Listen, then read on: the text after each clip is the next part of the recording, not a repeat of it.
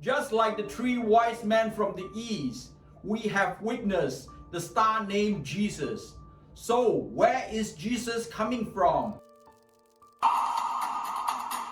The Bible only speaks about the drying of the Euphrates River twice, one in the Old Testament and one in the New Testament. In Isaiah 11, the Lord reached out his hand for the second time to reclaim all his remnants from across the world. He also dried the Euphrates for them to walk across. Revelation 16:12, the sixth bowl dried up the Euphrates River to prepare the way for the king of the east.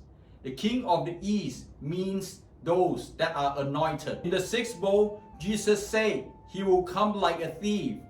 This matching him with Isaiah 11, where the Messiah will walk across the dry Euphrates with his anointed. Therefore, together, Isaiah 11 and Revelation 16, we can now know that the Messiah will come from the east.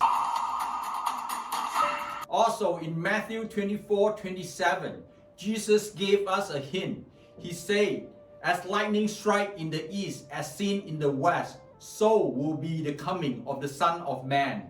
In both Isaiah 41 and 42, God calls someone in righteousness. In Isaiah 41:2, this righteous one will come from the east. He will rule all nations and he will rule all kings. Isaiah 41 does not refer to King Cyrus, because in Isaiah 41:9, past tense, God called all his remnants from the four corners of the earth. The first Aliyah only started in 1882 and continued towards the end of World War II, where Israel became a nation again in 1948. At present, only about 42% of the Jewish population reside in Israel. In ancient time, the scriptures is not divided into chapters.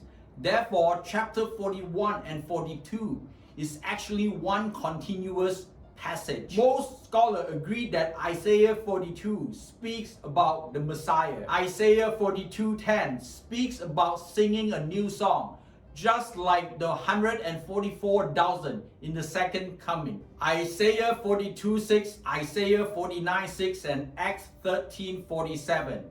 God gives Gentiles a light. Most Bible translation is misleading, where it translated light for the Gentiles, where it should be the light of the Gentiles, or Gentiles' light. The difference is the light for the Gentiles would mean a Jewish Messiah, while the light of the Gentiles would match Isaiah 41, where the Messiah will come from the east. The east gate of Jerusalem is called the beautiful gate or the golden gate. In Hebrew, it is called Sha'ar Hara Hamim, which means the gate of mercy. In previous episode, we have talked about the Vatican official sign for the second coming of Jesus Christ, which is the divine mercy image. The gate of mercy is the oldest gate. It was built in AD 637.